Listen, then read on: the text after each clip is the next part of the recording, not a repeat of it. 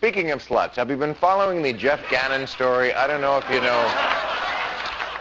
This is only becoming a big story now. I've been following it all week. Jeff Gannon, that's not his real name. He is a White House correspondent who has been lobbing softball questions at the president and his press secretary. Turns out he is actually a paid escort for wealthy homosexuals. I'm not kidding about that.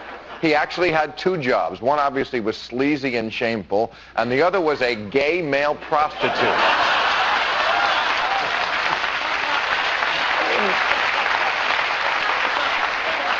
I think I know what Bush meant now when he said he had a mandate.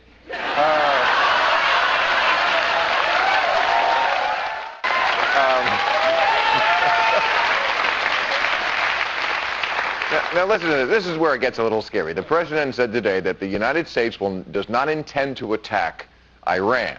But then he said, quote, "But you never want a president to say never."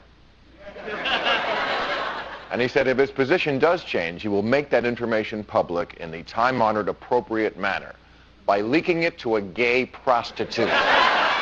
My God, the White House has ties to gay prostitution. I do not understand, having covered the White House for as long as I did, how he got, I just don't get it, how he got a press pass on a false name, on an alias. I don't know how that happened. You have to be cleared through the Secret Service in order to get a press pass, which you have to wear at all time. I mean, there's something behind this story that hasn't come out. And clearly. Okay, well.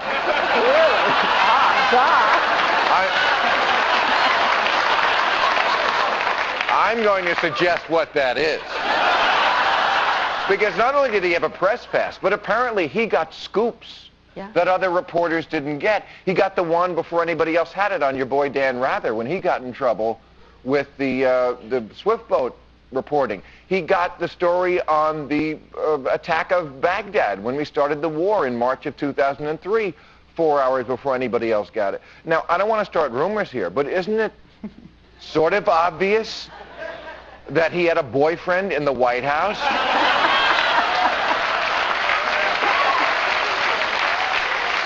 Somebody at the highest level was spilling the beans while he was spilling the beans. How did he get a Secret Service press pass? How did that happen? Okay, someone leaked stories, and of course we won't have an investigation of that, will we? But how did he get a Secret Service press pass with an alias? I mean, I mean, really, I cannot figure it out. Well, what do you think of my suggestion? I mean, well, I'm saying once he got into the White House, fine, someone was leaking him stories. But I'm asking how he gets through the FBI clearance and the Secret Service. How does that happen? Well, I think there was a mole in the White House, or maybe a gerbil would be a more... All right, I apologize for that. Leslie Stahl, I thank you for joining us. Gannon thing, because Lord knows... But don't go crazy. I get no joy out of saying the White House has ties to gay prostitution. All right, I guess I get a little joy out of it. But let me ask, fellas, seriously, Carl, are you awake? Carl, open the door! Yeah. Who is it? I mean, now, we have two Washington insiders from either party. Insider's not a word you use right now. I want to just ask this question. If this was the Clinton White House and this story broke, tell me an angry mob with torches would not be involved.